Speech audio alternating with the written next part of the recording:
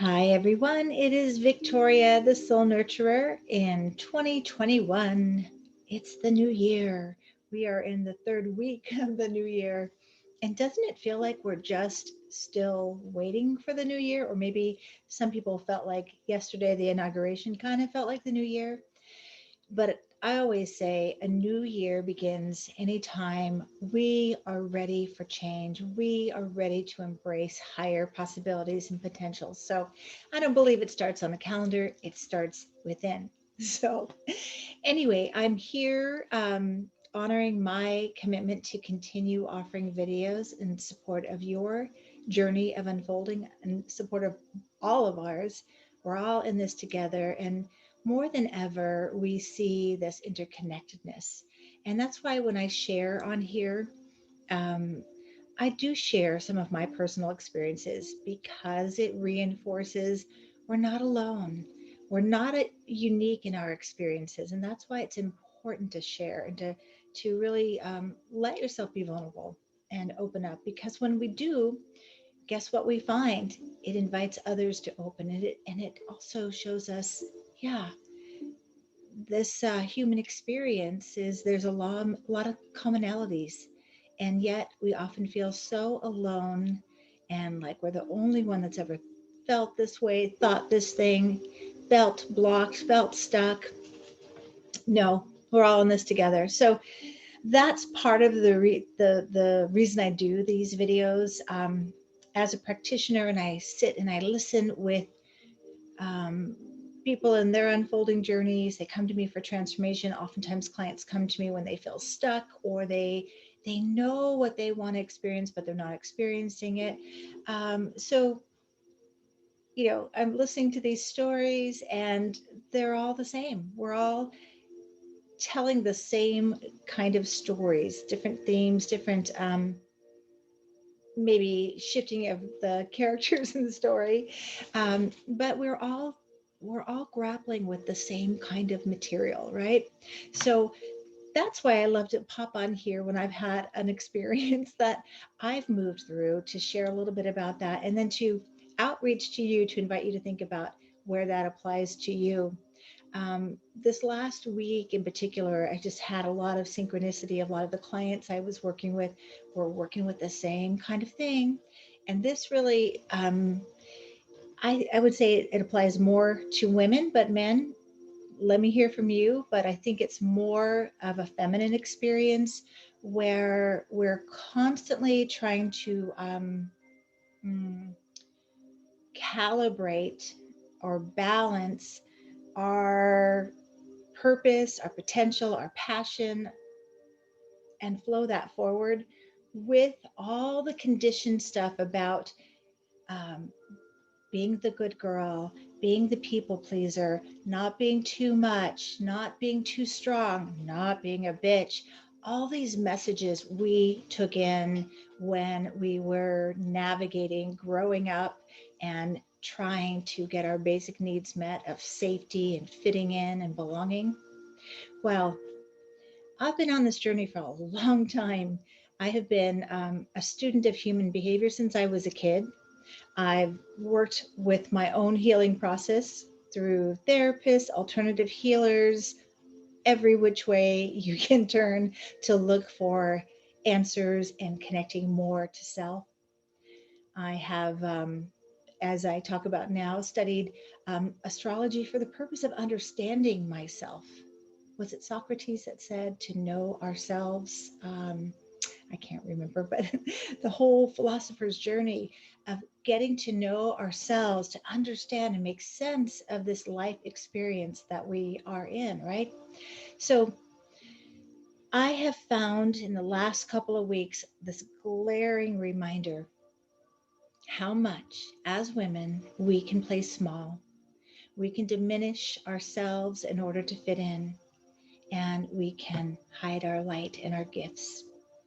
Now, I just went to a beautiful, uh, not a conference, they called it an intensive, and I kept calling it an immersion because I kept saying, life is intense. This healing training, this um, container I'm in spiritual direction at Hayden Institute, with a lot of loving, like-minded, like-hearted souls. Um, it's like the safest place I could possibly be, right? But there I was in this container and going through these processes with my group, and we were doing a lot of dream work. And I was tired because it's East Coast time and I was getting up earlier, and I'm an owl. I usually stay up late and get up later. So I was already kind of compromised.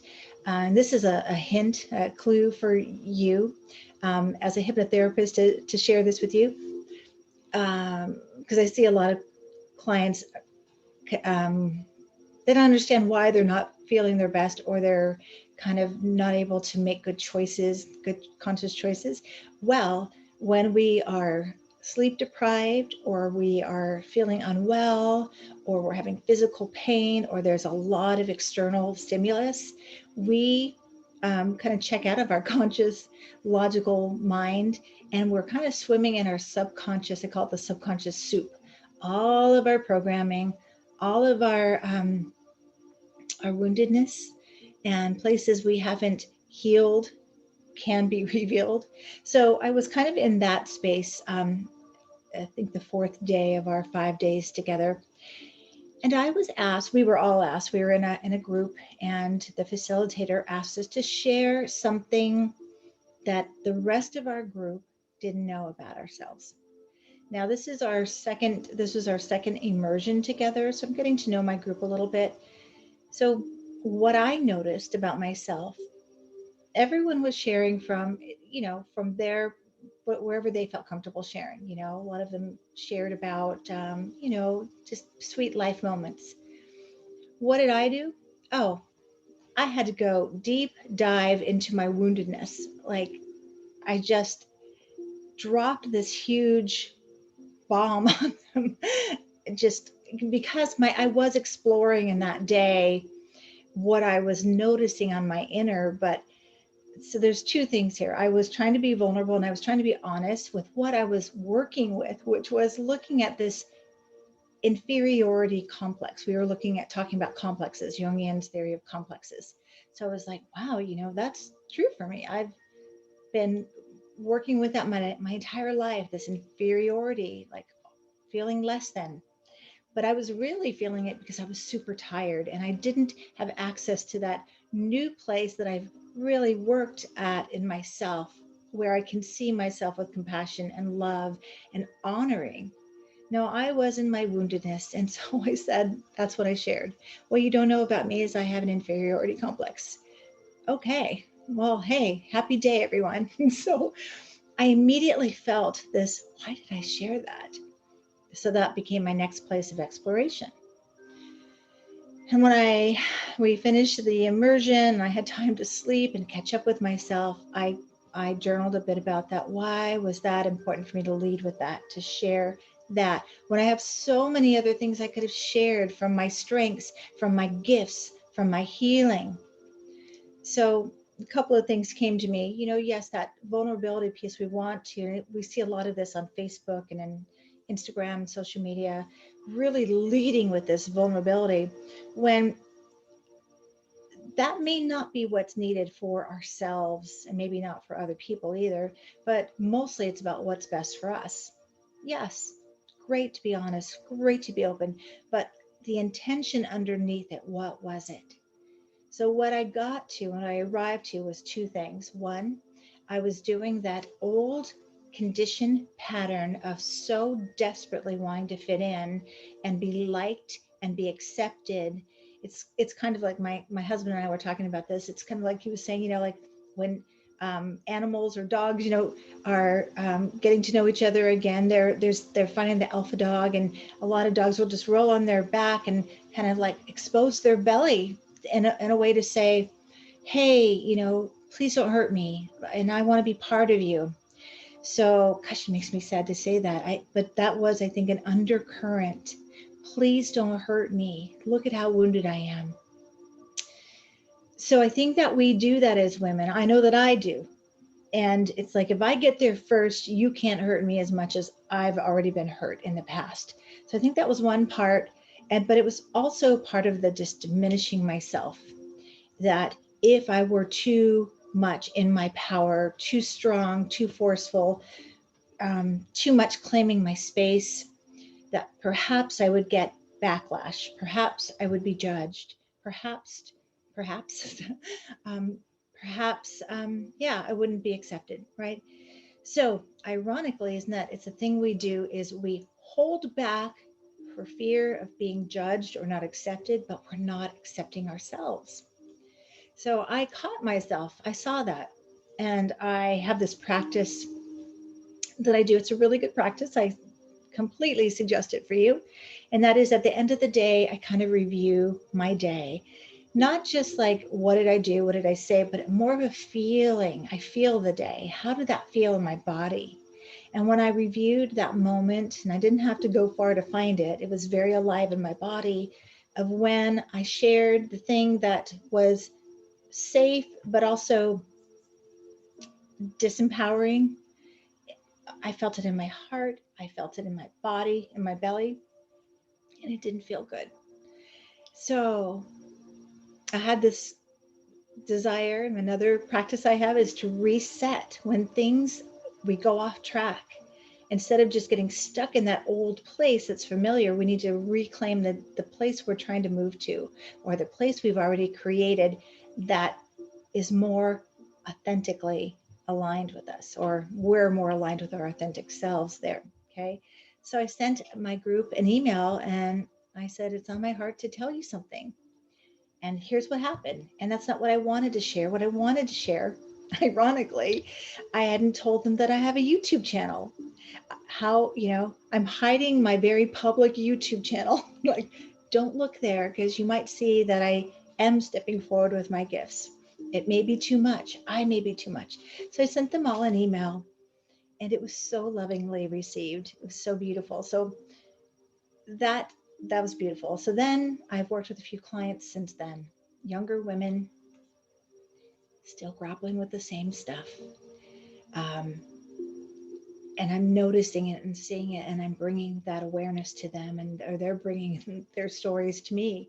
And I had this in a session a while back. This message came through as we were talking. It felt like a real, I call it soul medicine. It's like the antidote to the woundedness, where a lot of people, especially people that follow me, and a lot of healers and practitioners, we identify with the wounded healer archetype, right? I certainly do. And so we were talking about that, and in the astrology chart, that's where Chiron is in our chart. So I call it soul medicine because it's the remedy, it's the way to help ourselves from those old wounded places. Got like hair tickling my face. Um, and so this is the phrase that came through, which is, don't hold yourself down in order to lift someone else up. Whew. Do you do that anywhere? Do you hold yourself back for fear of what others will think? Or do you hold yourself down in order to lift someone else up? And that may look like you're giving them the encouragement you desperately need, or the love and compassion and acceptance that your soul is desiring, it's thirsty for, it's hungry for, that you are depleted in. This is what I saw in myself and in my clients this last week, but really hard to see it in yourself, especially when you teach this stuff, right? So I just wanted to do a quick video about that. I had a list of topics for the new year, and I'll get back to those, but this seemed pressing. Fresh new year. How have you gotten started this year? Are you starting with your old patterns and behaviors? Are you letting them lead the way? Or are you saying, hold on now, I'm not doing it that old way anymore. I'm doing it a new way because the new way allows me to be my authentic self, to bring my gifts, my light, my purpose, all that I'm here to deliver. So maybe that's just a good place to explore. How'd you start off the new year? Are you noticing some of those old patterns trying to get ahead of you, trying to take you down old familiar streets? Or are you mindful and saying, not doing it that way anymore? Remember, this year, 2021, is going to be that mashup.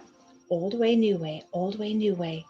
And every day we have a choice. And every moment we have a choice. So if you catch yourself and if you review, like, have I been teaching people to treat me from the old way? That's something I completely believe in. We do teach people from an unconscious level how to treat us. So we end up in these reinforcing the old stuff. But if we're mindful and we're conscious and we're present to ourselves, we'll notice when we slip back into old patterns. All we need to do is call ourselves back, remind ourselves, put your hand on your heart. Who am I truly? What really matters? And can I give myself permission to be in my full power and purpose? And how do I communicate that to others? So I'd love to hear from you. What have you noticed so far this new year? I want to say one other thing. I may do a whole separate video about this. We tend to do this either or thinking or black and white thinking. I'm either fully into this new patterning for the new year, all my resolutions, intentions, and goals, or I didn't do anything, so I'm not doing anything. Remember, there's always the middle ground that we can have fresh choices and perspective. And always, always, always, we can start over in any moment, on any calendar day, any time of the day. Okay? So tell me how your new year's going. Tell me how, if you had to reset and get back to that vision of your higher possibilities. Speaking of vision, I still have my course online, the Sacred Soul Visioning, which helps you get in touch with your authentic self, get in touch with your soul wisdom, and create a vision from there and a vision board to support you. So comment below, like, and subscribe if you haven't. Share this video with friends you think might be inspired or supported by. And I thank you for being with me on this journey together as we nurture our souls and empower ourselves and each other and lift ourselves as we lift others on this beautiful, precious journey of life. Take good care until we meet again. Thanks for being with me.